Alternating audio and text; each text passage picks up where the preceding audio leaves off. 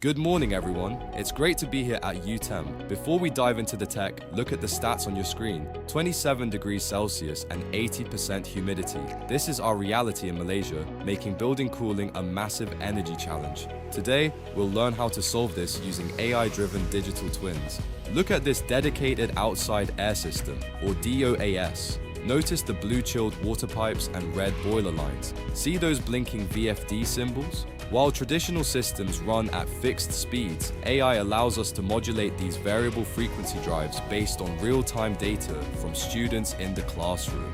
A digital twin is a living mathematical model. IoT sensors collect indoor temperature and CO2 levels, sending data via MQTT protocol. The twin runs thousands of what-if scenarios in the cloud, like Azure or AWS, to find the sweet spot for comfort and energy savings. Why AI? Because of predictive control. Using reinforcement learning, the system doesn't just react, it predicts. If 50 students are arriving at 2 p.m., the AI starts pre-cooling at 1:45 p.m. using the most energy-efficient path. That is the power of a digital twin. As future engineers at UTeM, your job is to build the brains behind these machines. By implementing these AI layers, we can reduce building energy consumption by up to 30%. Now, let's look at the technical architecture required to build this.